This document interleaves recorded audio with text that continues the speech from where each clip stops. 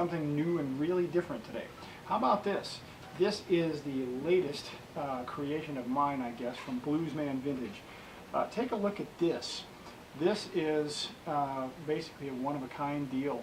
I have a name for this thing. I'll tell you about it later. Basically what this is your 57 style P-bass body. Everything is customized on this bass. So I have a jazz bass neck, I've got hip shots, I have Dunlop strap buttons, there we are. Bassline Seymour Duncan. This is the hot single coil, the shallow roller bridge, and I got to find a pair of knobs that'll fit these shafts.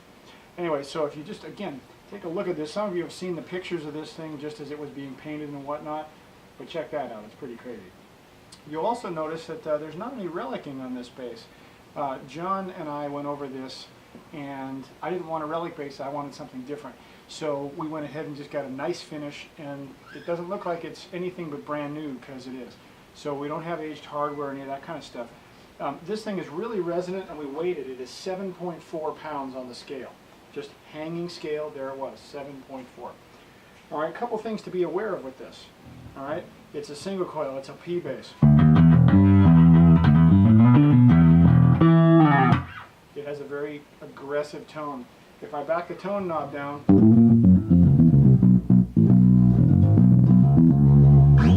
it is still aggressive even in low tone mode or low treble mode.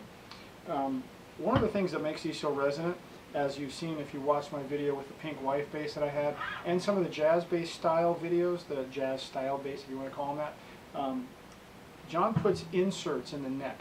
So the screws that are actually holding this neck on are metal screws, not wood screws. So you have a better transfer between the neck and the body with the metal, okay? Because there is something that is, the inserts are carved and they're put into the neck, and then these screws are mounted.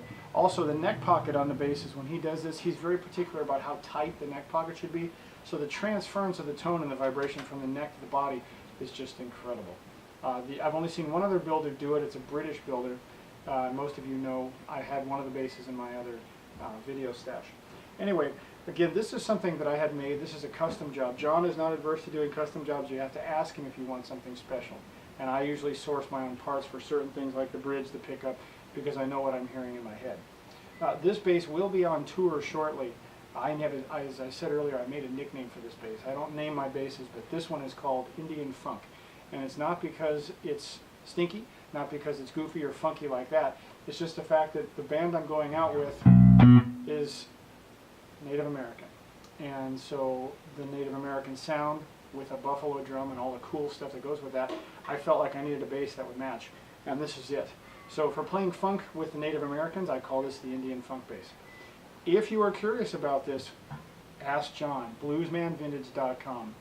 If you want to hit him up an email, slowhandbluesman@yahoo.com. You'll see that in the comments for this video. In the meantime, I've gone ahead and set this thing up the way I like it. The action, the strings are almost laying on the fretboard. It is extremely aggressive, and that's what I was shooting for. So if any of you see this and you want to ask questions, like I said, hit me up. I'll be glad to answer them for you. If I can't answer them, John sure will. In the meantime, I hope you're well, and I'll see you when I come back from tour.